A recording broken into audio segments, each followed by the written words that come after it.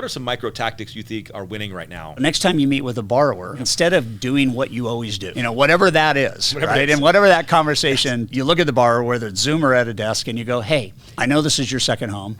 I know it's kind of a weird market.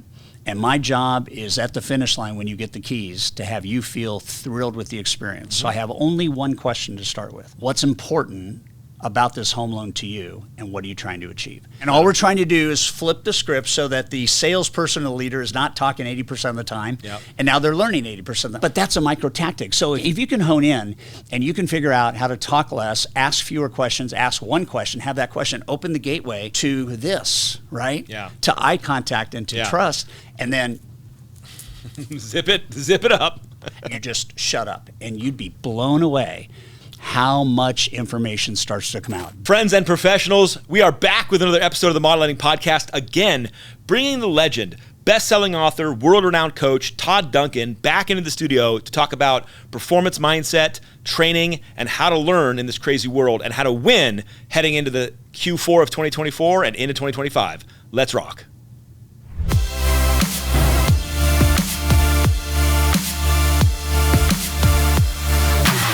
Todd Duncan back in the studio. Once again, man, it's the Hanson Duncan magic. It is such a pleasure in my life that we have this proximity to just every now and then get together and rap about life and the world. And I feel like now is such a great time to talk. Yeah. Thank you for having me. It's an easy trip here, about 11 minutes from my house. Well, here's where I want to start. I want to just dive right in because the world is a mess. And we were just talking about this, before going live. There's just so much turmoil in general around the political climate, the housing climate, the economic climate, inflation, and in the middle of that we have leaders and loan officers in an unprecedented market looking at, is there a ray of sunshine anywhere in the world? It's tested originators and leaders in dramatic ways. People have been tested in decades. I make this joke all the time, I have to remind people that loan officers and leaders and even mortgage companies have had a huge successful career with no down cycle. Zero. So that this is all brand new territory to navigate. And so we're sitting here in September, and we're looking at, is the Fed going to lower rates? What's going to happen? The bond market's doing crazy stuff. Where's your head at as you survey the landscape for salespeople and leaders? What are you seeing, and what are you personally leaning into? The first thing I see is if I zoom back for a second, you'll know this, is just perspective. Whether it's your first time in a market that's weird and jiggy like this one, or it's your second or third time, the perspective is these markets will come and go. And they're hard. And the beautiful thing about hard is it makes you better. And I think the key to any market is not so much the market you're in, it is like how equipped and how good are your skills in the market you find yourself in, so that regardless of what the optics look like and what the emotion looks like, you still win. Yep. So I think that's one thing, perspective. The other thing is I always have had an opinion that whenever markets get kind of weird and they're hard, and we're in, our second year now, 2.5 years of a hard market, the people that survive are the people that ultimately have the leg up. Now, that doesn't mean that there's not pain and watching people leave or layoffs or things like that. But at the end of the day, think about what a part of the backbone of America real estate is. And think about what part of the backbone is people needing financing to buy the American dream, and that doesn't mean we're not messed up, but that means this market's going to pass. And the key is not when, it's are you prepared when it changes. And so there's some muscle that needs to be built right now in whatever this transition looks like. Well, and let me ask you this too. You obviously have your finger on the pulse. You talk to tons of great originators and various stages of their career. How are people feeling right now as they look at this market? Are they feeling good? Are they feeling still frustrated? And let me give you a tee up on that. We were just on a sales call yesterday, and one of our loan officers is up 55% over last year. Like, it's amazing. But it doesn't feel up. So for all of us, but what are you experiencing out there? What are people feeling? Well, I think everybody's feeling that it's hard. And so I said that. Everybody's feeling that there is business, but it is hard to get. And so what are the micro strategies? Micro is a very important word in today's market. What are the micro strategies that will get you the exposure you need now to get the volume you want now? And I'll give you an example. So one of the people that I stay pretty much in tune with, I think a good month for her when the market was a good month was $10 to $12 million, average loan amount of $500,000, and That's she was amazing. cranking, right? Yeah, cranking. Market gets hard, and she's in a city, and she's got room to maybe have a lunch and learn with 30 realtors at a time, try to get them inspired, so on and so forth. And she does that every single week for about 3 months, and it's standing room only. And she just decided that I'm gonna help my clients help me get through this market by helping them. So then she said, I'm not getting enough business, even with 30 people coming by a week for lunch and learns and education and so on and so forth. So she said, you know what, I'm going to get a sponsor and we're going to go to a hotel. And so all of a sudden she invites 150 realtors and has about 110 that show up. And out of that one experience, no cost, 3 or 4 sponsors that knocked it off, she gets $4 million in loans. And she goes, okay, wait, so how wide can I go? And my answer to her was as wide as you need to make your goals happen now. Because business is off for everybody. Even the best real estate agents, best business people, business is off. So last month she funds $11 million. And it's a hard market, right? Yeah. And so then she'll contract when the market changes. She might go back. But the key is the pivot, right? The pivot is the most important thing right now. The people that are growing are obviously seeing that we're closer to a healthy market than we are further away. That's a good comment. Yeah. And that's all that really matters. The perspective is this is going to change. And a year ago, we didn't know how close we were then. Yeah. We were really far away a year ago. And we don't know how close we are now, but if the Fed's lower rates and the market loosens up a little bit and the world doesn't collapse during an election cycle, getting closer. People are going to buy real estate. Yeah. The other thing is some of these, well, I don't want to get into this, but some of these local markets and some of these states are adding these taxes and everything. I mean, in Los Angeles, it costs you twice what it used to cost you 2 years ago to sell a home. So there's all kinds of things that we have no control over, but we have control over what we do in a market, don't we? 100%. Mind and action. So you said micro, and I want to get to mindset, and I really want to have the meat of our conversation on mindset. But for people that are just popping in right now in the beginning of the podcast, I want you to hit some micro tactics, because I want to get into the meat on mindset. But what are some micro tactics you think are winning right now in today's craziness? So micro tactics, first of all, what is a micro tactic? Fair. A micro tactic is something that doesn't take very long to have impact. But in order to have a micro tactic, you need to embrace micro learning. And so micro learning is, could I learn something in 3 to 4 minutes that I could practice for 30 minutes, and then I could go out and use that one thing. So let's talk about what might happen if you used a micro tactic called one question thinking. Yep. Okay, so that's a micro tactic. Yep. So if you look at any loan officer and even really any manager out there, and you just use a stopwatch and figure out how long are they talking to a potential recruit or prospect before they actually take a breath and kind of let up. And it could be 5 minutes, it could be 4 minutes. Absolutely. And we know it, right? I've seen people go for 45 minutes, right, and somebody just hasn't even listened yet. Right. So the observation is that doesn't work. And the longer people talk, the more they push a divisiveness between trust and tension. And the more they talk about themselves and what they can do, there's more tension than there is trust. Yep. So what is the micro tactic? The micro tactic is to look at the way everybody else is going and go the other way. So here's an example. So next time you meet with a borrower, instead of doing what you always do, whatever that is, right? And whatever that conversation takes a turn to, you look at the borrower, whether it's Zoom or at a desk, and you go, hey, I know this is your second home. I know it's kind of a weird market, and my job is at the finish line when you get the keys to have you feel thrilled with the experience. So I have only one question to start with. What's important about this home loan to you, and what are you trying to achieve? And then you just shut up, and you'd be blown away how much information starts to come out. Both borrower, co-borrower start talking. It's one, and you don't interrupt.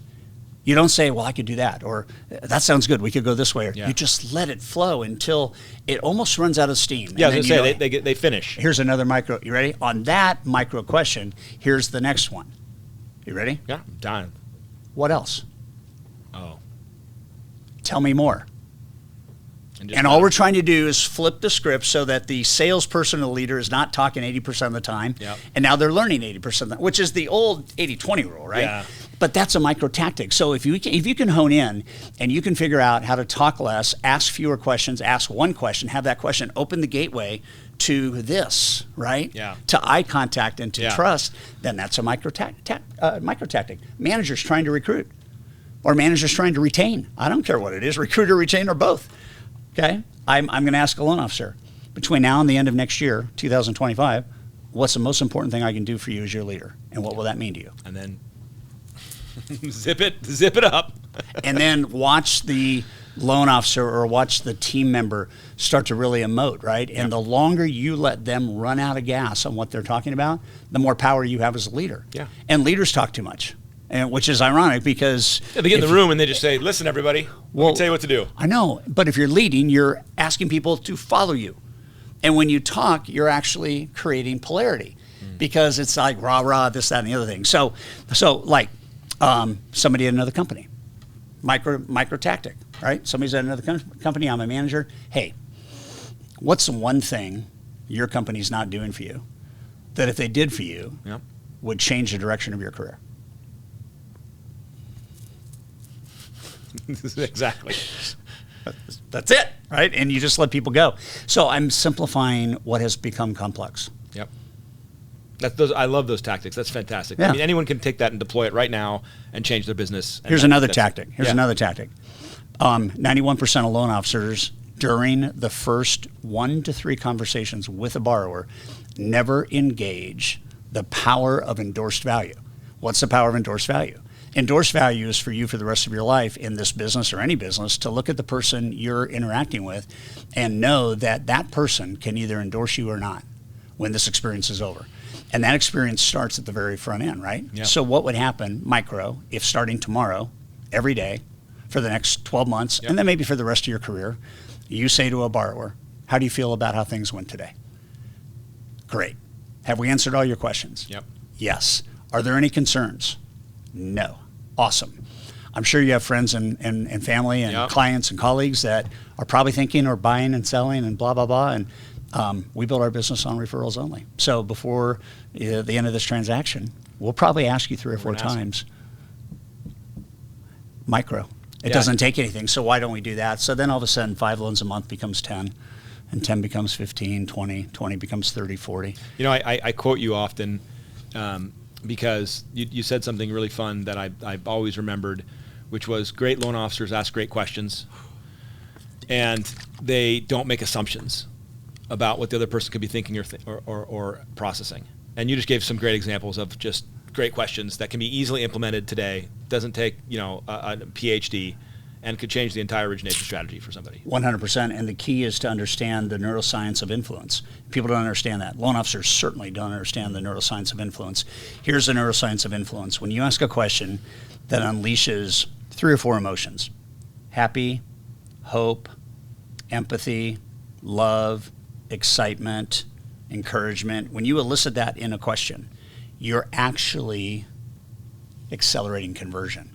And most loan officers don't understand that. That's a great point. People say no when they don't have the emotional experience. And I was talking to a brand company the other day, and they said they were looking at one of our websites, and they said we just need some more brand emotion at the very top before we get into the reason why you exist in the first place.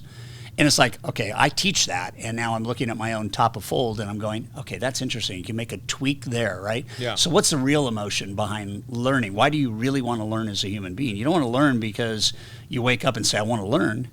You learn because it theoretically changes the direction of your life. Yeah, you're looking to get something where you can't so what is get it? now. Is it happiness? Is it confidence? Is it what is it? And we have too much stuff going on that doesn't get into the heart of the matter, and that not only is for me, why do I want to learn? Why do you want to learn? Why do our teams want to learn?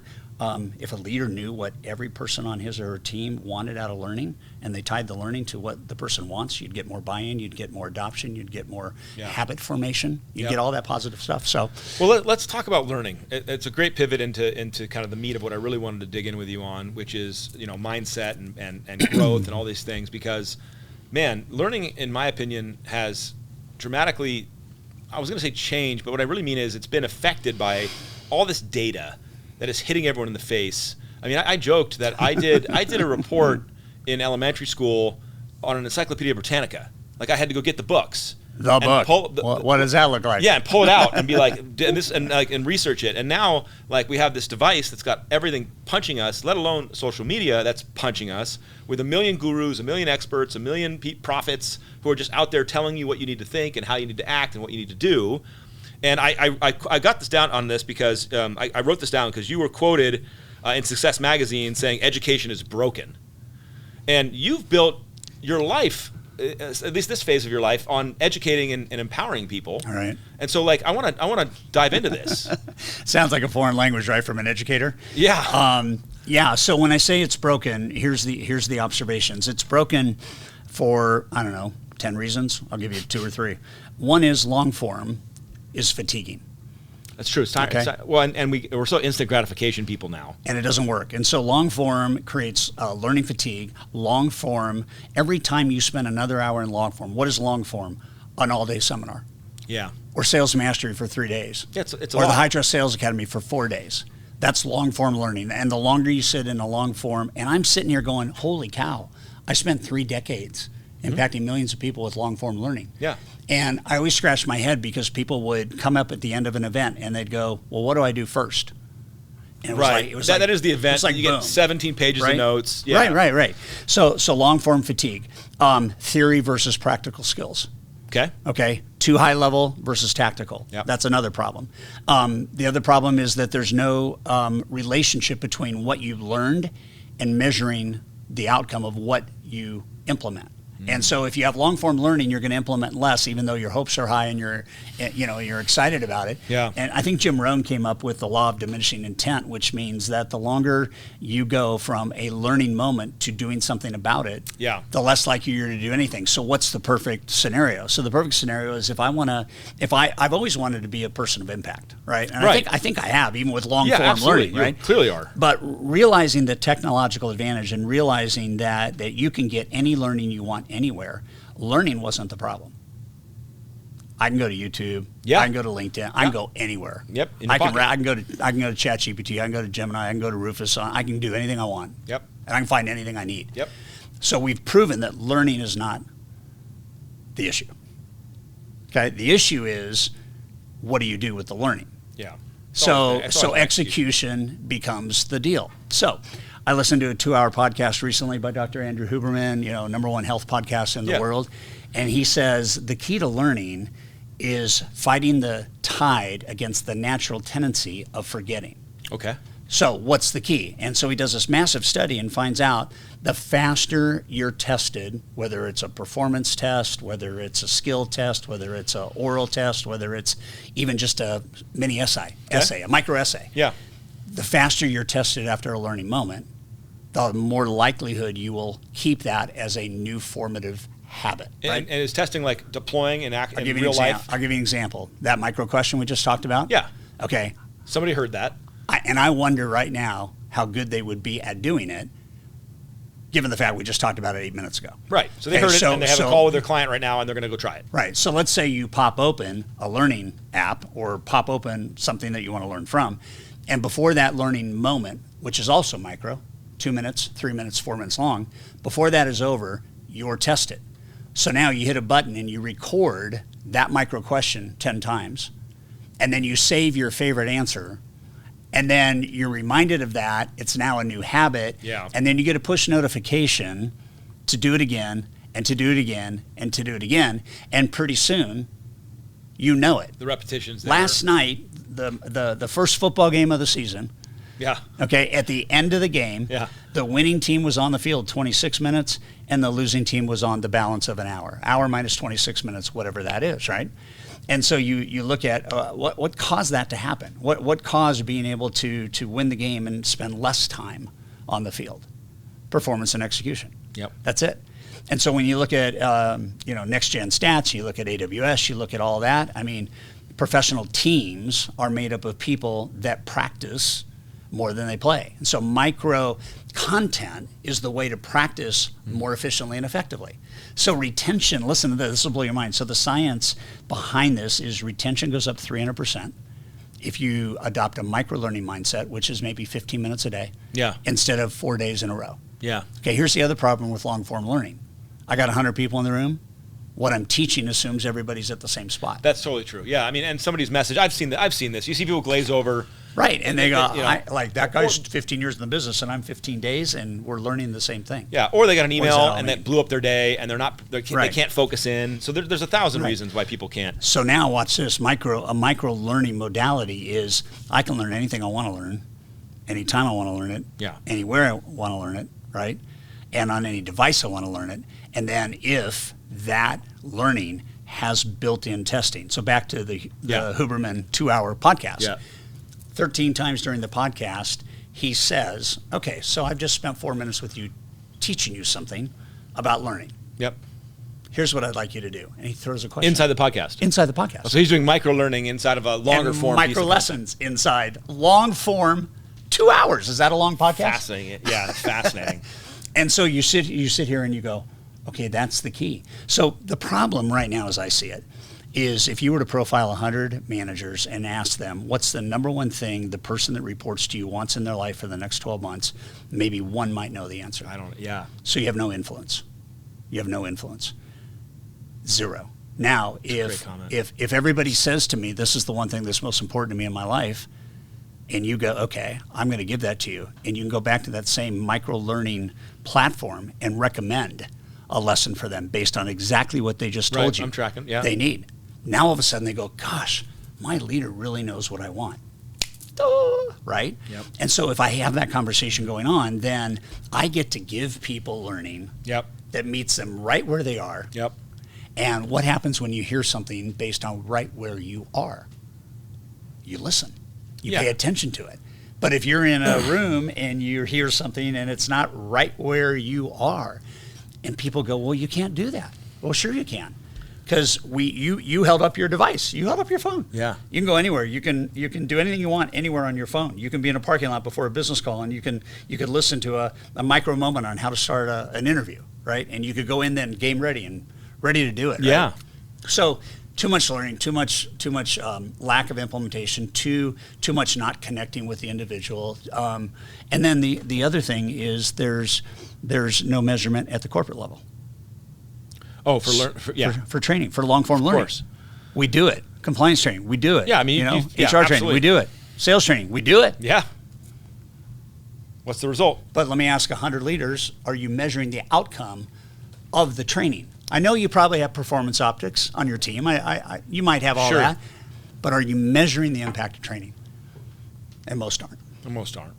You look at Salesforce, you look at Patagonia, you look at some of these great companies. Yeah. They're all about the well-being of the person. And that's not only business training, that's also like life training. And then it's like skills training. And I brought something along. I'll just share this real quick. This is mind-boggling. So this is from Clear Company. I found it today. Okay. So it's as fresh as you can probably have from anything. Yeah. 85% of employees say that they would switch jobs with more chances to learn and grow. Huh. I'm not surprised. Let me pop down to another one. 74% of workers say that a lack of employee development and training opportunities specific to their goals is preventing them from reaching their full potential. And here's the one I asterisked. 91% of employees want personalized, relevant training. Yeah. Wow. 9 out of 10. And that's I mean, I can see it in my own leadership journey and everything else. Like, of course they do. Like, it's a common sense statistic almost. Like, you talk to anybody, they're like, yes. But a lot of training is hyper generalized, right. down to the lowest denominator sometimes. And it's like, here, and then people are not able to connect to it in the same way. And then we look at history, and this is where it really hit me. Like, I'm an educator, I'm a trainer, teacher, learner. I've always had the right motives. But for some reason or other, when COVID hit, it was like, I got to figure out a different way to get performance learning to the public. And you can't do live events. We all go back 4 years. That was not going to happen. So we made a very quick pivot. We decided to go to live stream. Didn't ever do a live stream. Didn't know how to do a live stream, but it was out there, right? And so we pull off the organization, the company we're going to use, so on and so forth. My production partner Matt Herbert came up to me at the third hour of the first day. Mastery usually has how many people? You've been 100 times. 1,500? 1,500, 2,000. 2,000? Yeah. Third hour in the event, we had 21,000 devices connected from 11 countries. Okay, now wait, it gets better. The next day, we had 44,000 devices connected from 14 countries. And you look at that and you go, okay, so I want to go back to signing personal guarantees, renting hotel rooms, guaranteeing breaking my 800 back. rooms a night, Yep. breaking my back, all that stuff. And now the access just. but what it did is it didn't say don't ever do an event again. That's right. What it said to me is if you can have that kind of learning, what would happen if global walls are down? What would happen if training could go all around the world? What could happen if you could help people become their best version of themselves? And all of a sudden this idea is birthed that if we can do it at Mastery and have 44,000 devices, I don't know how many people attended because there's probably watch parties and stuff. Watch parties, yeah. But all of a sudden I said, you know what? We want to be very careful of doing events again. I'd rather have a technology company that's based on learning and microscience and micro-learning and micro-lessons and micro-training and all this. And so that's what we set out to do. But here's the interesting thing. When you get into the data, did you know that an event only is responsible for 5% of human development? The event. 5% of the learning comes from the event itself. 10% of learning comes from books. Sure. 15% of learning comes from videos and audios. Yep. And then when it gets into the best numbers, like 75% of success comes not from what you've learned, but from practicing until it becomes a habit. Execution. And then 90%, and this is great for leaders, 90% of how we learn is when we perfect it and then teach somebody else, which is what leadership is. And so it's like if Patrick Mahomes practices 45 hours a week for a football game and can be on the field for 26 minutes and dominate and win. Yeah. What does that tell us? It tells us that he's a quarterback, he's good, he has the base skills, and he practices his ass off. That's right.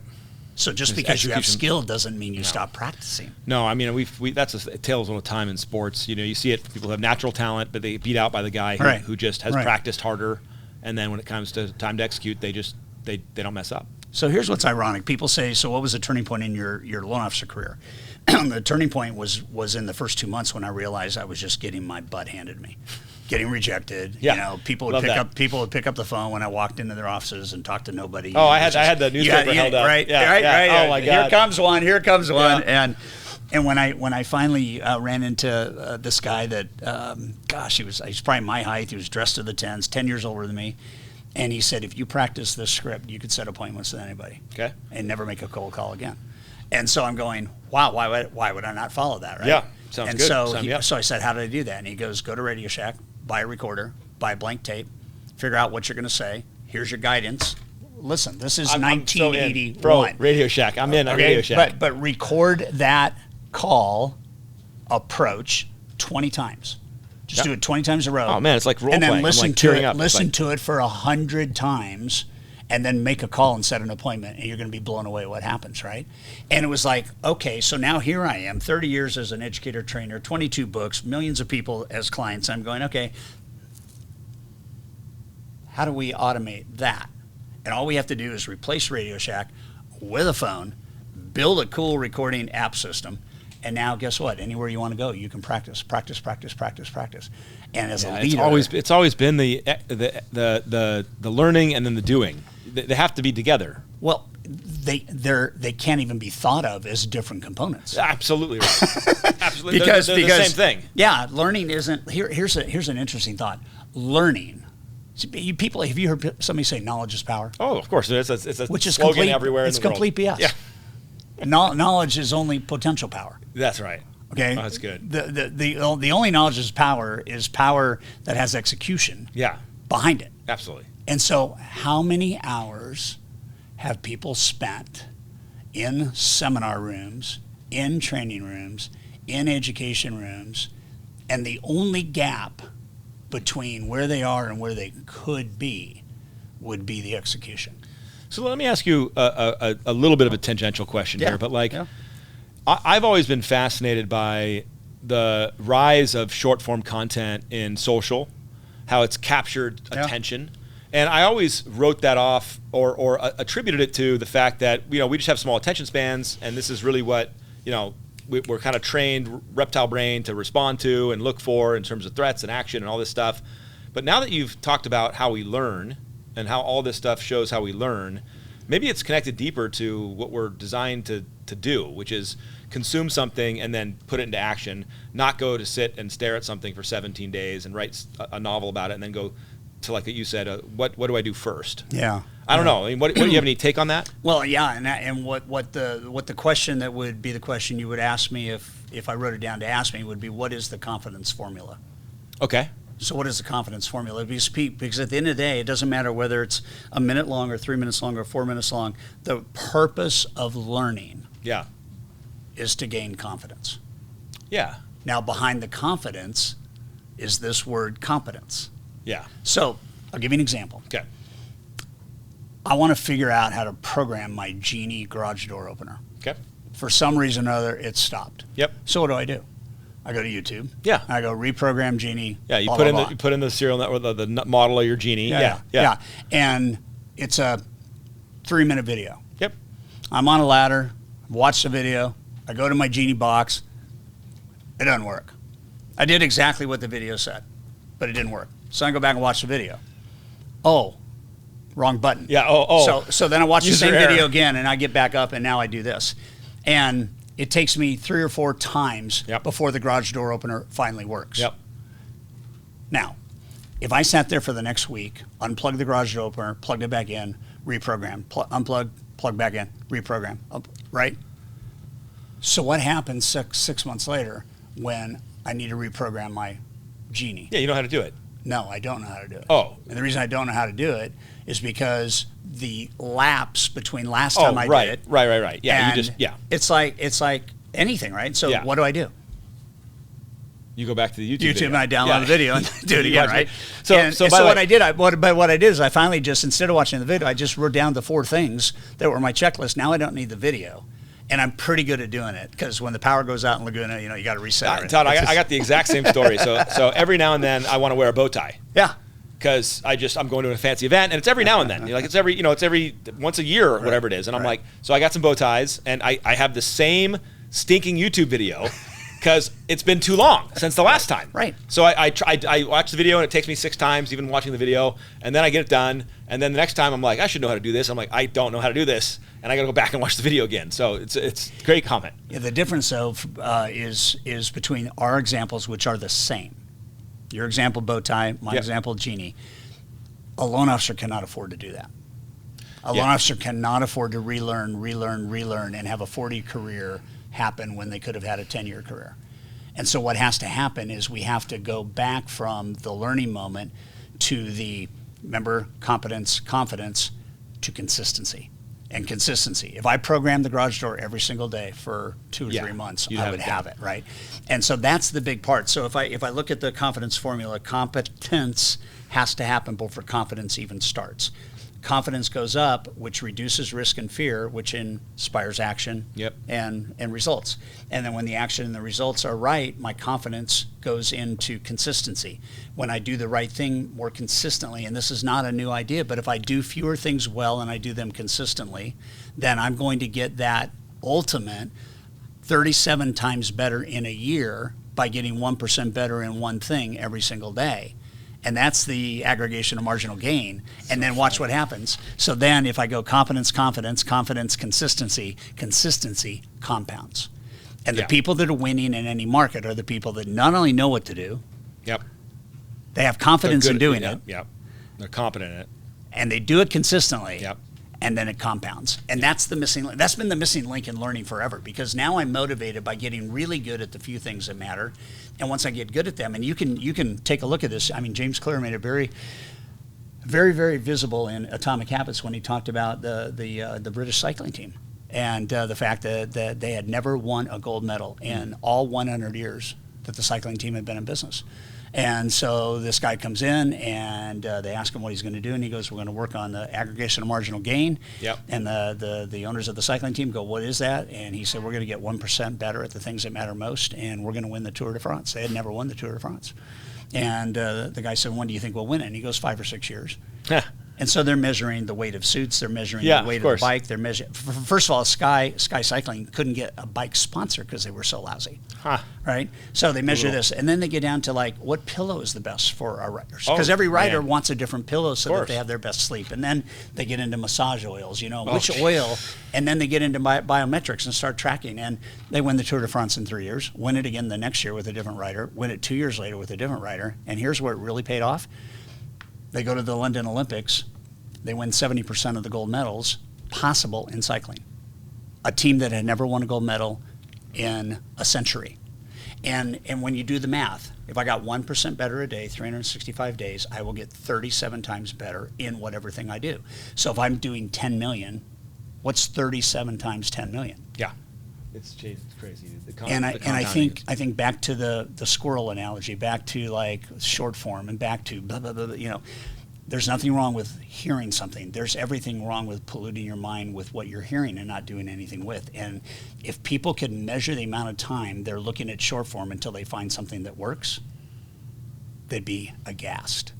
And now listen, so we have the like Spotify push notification, right? The recommendation engine, Netflix recommendation engine, Amazon recommendation engine. So now learning, if learning's really done well, and Alec comes on and our algorithm sees Alec looking at these 4 things, all of a sudden, if Alec keeps doing that, it's going to say, hey, Alec, yeah, you really love these 3 things. Yeah. You should try this. Talk about a leader with power. A leader with power doesn't have to tell his team what to learn or her team what to learn. We use technology to do that. Yeah. So if all of a sudden you're on this track and we're watching your performance, and then the recommendation engine goes, tries this, or you're at 9 loans a month and you want to get to 15, when you get to 9, it starts recommending what the 15 loan a month originators are doing. Yeah. So now we balance technology with learning, short form with testing, and now I can recommend as a leader anything, and as a leader, the recommendation engine tells me what to learn next. So how powerful is that? Dude, so this is my so it's amazing, and my favorite part about you as a human being is not only do you ground all of your thoughts in science and studies and facts, but then you take action on stuff. Yeah. And so you've taken all this learning and you're launching this Fuel app coming up, and if it's out now, it's out right now. 54 days, yeah. And so, you know, as we kind of come down on the podcast here near the end, this is what I really want people to understand is not just that there's this tool and it's backed in science and has all these great things in it, but I want you to share more about like give people an idea like what's in this thing, like what's in it, you know, because you talk about there's strategies for a nine unit a month originator fit like how many micro learnings are in there today, and you're growing it every day, but how many are in there today approximately? Just shy of 200. 200 micro learnings are inside there today, by category, by strategy, sales, leadership, customer service, meditation, energy, whatever you want, right? Shortest lessons are 2 minutes. Longest lessons might be 6 or 7. Every lesson has a test, and then there's Fuel on the Go, which is the audio portion. So it's not the replication of the learning, which you do on any device, anywhere, at any time.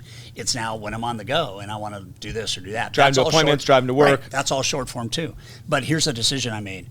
I had 30 years. This is a breakthrough. Listen how creative we can all be if we really think about it. What made Mastery successful more than anything wasn't me. It wasn't the fact that I had an idea at one point in time to have this event that drew 200 people the first year and ends up impacting hundreds of thousands of people and probably millions of borrowers. Who was it that made it work? The people that we put on stage. Yeah. So I wake up from COVID and I start to realize I can charge people $12,000 to be coached, or I can charge people $30,000 to be in a high-performance group. That's all well and good, but what's the real bang for the buck? The real bang for the buck is the people. So we have 101 influencers that have made a decision to be part of the Fuel platform. 26 are live, and we're moving through them as fast as we can. We asked a manager the other day who was just, how do I put people on it? And I go, well, first of all, there's no adoption. There's no training. You don't have to do anything. And he goes, what do you mean? I go, here's the deal. I want everyone to listen to this one. Netflix, Success Magazine says this. Fuel is the Netflix of education and the Peloton of revenue acceleration. So Fuel is as easy to use as Netflix. Yeah. Watch something, don't like it, don't watch it again. Yeah. Watch something, like it. Recommendation engine starts kicking into gear. You don't need anything. You open the app, you push a button, you see what you want to learn, you push it. It's transparent. No learnings. The coolest thing is when you look at the trend lines, you can scroll over any day based on your learning, based on how many loans you've done, how much money you've made. And the system will tell you if every day were like today, in 1 year, this is how much more money you will have made. Ooh, pull the inspiration out. We're not even like in a week. Yeah. We're like, here you are. And if you keep doing this, you're going to make an extra $500,000, $6,000 at the end of the year. Yeah. And people just go, holy cow, I've never seen something like it. You know where we got that idea? MyFitnessPal. Oh, of course. Put in your calories, put in your micronutrients. Where are we going to be? Yeah, and in 5 weeks. Inspire me. If every day were like today, in 5 weeks you'll be here. What an idea. So now managers are going, what's your annual goal? Well, I want to make $500,000. Great. How much are you making right now? Oh, I'm making $6,000 a month. Okay, we have $428,000 to go, right? So now let's start tracking that every day. Yep. 1%. 1%. Boom, 1%. Boom, boom, boom. All right. So what I want to say to people is you can go to myfuel.io, and whether you're, I mean, if you're a company that has 200 or 300 loan officers, all we need is their name and their email, and they are uploaded in the system, and you don't pay until the end of the first month. Just show them It's the power. pay first. Show them the power. Yeah. It's like, let's play, and then let's pay. Let's just see who uses it, right? Yeah. And so there's no adoption, there's none of this, there's That's no compliance. Great. And here's the interesting thing. We have more HR director. We had an HR director the other day. Sales executive wants her to sign the contract for fuel, 200 loan officers, and she looks at the sales guy and says, I only have one question. How come ops isn't on this? And he goes, what do you mean? She goes, we have processors, we have underwriters. Back to your thing that you read. People want to be, they want to learn, they want to grow. Like, it's humanity. Service and support and ops is as important as sales and execution. And so it's like, wow. So the point I want to make is just go check it out. Yeah. You can download it on Google, you can download on Apple. But here's the deal: the number one thing we hear from people. Yeah. There's already like 700 5-star reviews. It's only been out for 52 days. The number one thing we hear from people is this is addictive, and it's the good kind of addiction. Yeah. What addiction is a good kind of addiction? Me learning. Yeah, investing in me. How to be my best. There we go. So Todd, let me end on this because that was a great, what a great tool. You know, as loan officers are looking down the end of this year, and you know we're coming into Q4. Yep. And Q4 is historically what it is, and it's a hard year. What does a loan officer need to do to win? What everybody else isn't doing because it's hard. God, no, I'm dead serious. I know you are. It doesn't need to be. It's not a complex statement. It's like the same guy that told me how to go to Radio Shack and buy the recorder said, your best month's going to be like December, and I go, why? And he goes, because nobody works during December. Yeah, and then you get to show up. And so what I would say, though, in all honesty to the question is, if this is so simple. Watch the way everybody else is going, and pretty much be assured that if you turned around and went the other way, you'd have more success than they're having. And there's nothing wrong with modeling. There's nothing wrong with learning from top producers. Agreed. But 8 out of 10 don't have the light yet. They don't know how to do it. So we're all in this herd mentality. Yeah. And you know the story of the buffalo herd, right? The buffalo herd runs to the storm. Yep. The cattle herds run away, and they always get caught up, and their mortality rate is 100 times higher than the buffalo because they get through it. So here's what I would say in finality. Don't just get through a hard market. Grow through it. Yeah. Because what you learn in a hard market is the gift that gives you the X factor in an easy market. Todd Duncan. Love you, brother. Thank you, man. I love you too. See you guys in the next episode.